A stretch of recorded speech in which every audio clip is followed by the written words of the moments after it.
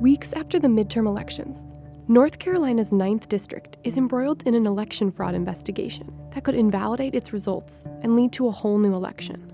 The 9th District was a battleground for Democrats and Republicans, with Republican Mark Harris running against Democrat Dan McCready. Mark's opponent, Dan McCready, is another extreme liberal trying to fool voters. President Trump won the district by 12 points in 2016, and it has elected Republican representatives for decades. But the race this year was an incredibly close one, and the unofficial vote count showed Harris with a razor-thin lead of 905 votes out of the more than 283,000 ballots cast. But as you can see tonight, Mark Harris has been elected as Congressman of the 9th Congressional District. Let's be proud today of what we did together. But discrepancies in absentee mail ballots in the 9th District's Bladen County were noticed by state election officials.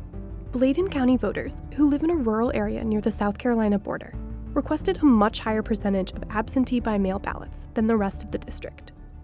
And an unusually high percentage of those ballots were never returned. The majority of the ballots that were mailed back went to Harris, breaking the district-wide trend of mail-in votes leaning Democratic. The Washington Post interviewed a half-dozen Bladen County voters who described a woman who came to their doors and asked them for their absentee ballots, sometimes before they were filled out or sealed. The Post's investigation in North Carolina uncovered a local GOP operative's efforts to collect and mail those ballots. McCrae Dowless, who was hired at the Charlotte-based GOP consulting firm Red Dome to work on Harris's campaign, is now at the center of the state election board's investigation, after a former associate described his activities both to the Post and the state election board. The associate, Jeff Smith, says he witnessed Dowless send out more than a dozen workers to collect ballots, and then tally and mail stacks of ballots to the local Board of Elections. Smith said he's 100% certain that the ballots not marked for Harris were not mailed in. It's illegal to take a ballot from another voter in North Carolina. Harris's attorney, John Branch, and his chief campaign consultant, Andy Yates, both denied knowledge of any illegal activity, but confirmed that Dowless was hired by Red Dome to work on the Harris campaign.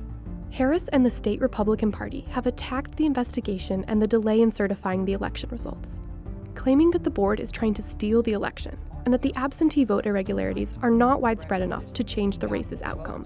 He got more legitimate votes. There are not enough votes in question. State election officials say it remains unclear how many absentee ballots were allegedly tampered with or diverted. They're collecting sworn statements, witnesses, and evidence in the investigation, which could drag on for weeks, potentially into the beginning of the 116th Congress.